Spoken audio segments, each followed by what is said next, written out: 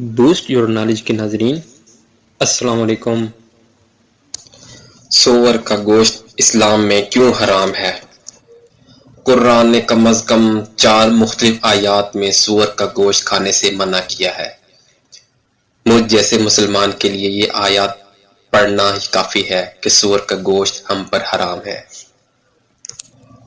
تم پر حرام ہے مردار، خون، سور کا گوشت اور وہ چیزیں جس پر اللہ کے سوا کسی اور کا نام لیا گیا ہو۔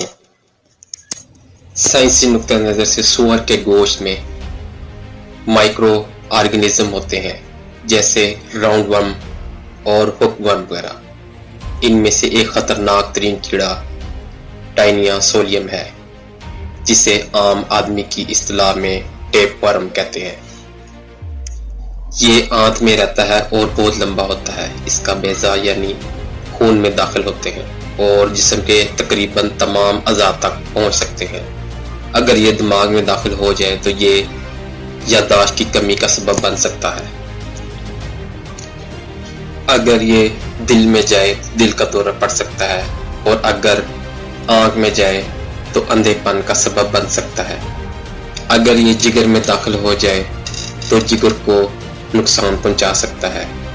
یہ جسم کے تقریباً تمام اعضاء کو نقصان پہنچا سکتا ہے۔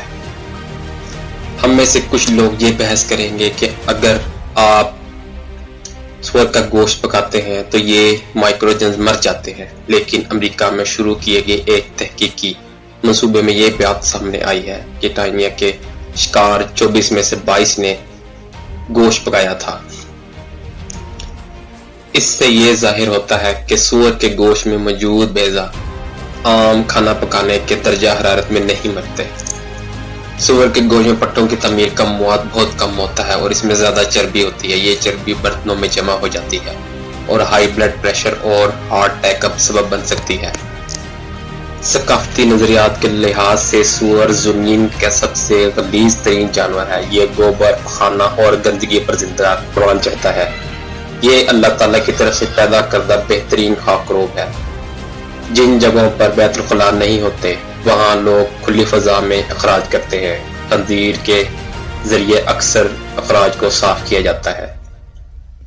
یقیناً ہمارے خالق نے ہمیں قرآن پاک کے ذریعے صحت کے قوانین عطا کیے ہیں، اور خنزیر نہ کھانے کا بائبل میں بھی واضح طور پر ذکر کیا گیا ہے۔ ایسی مزید ویڈیوز دیکھنے کے لیے ہمارے چینل کو لائک اور سبسکرائب کریں۔ اپنا بہت سا خیال رکھیے گا۔ اللہ حافظ۔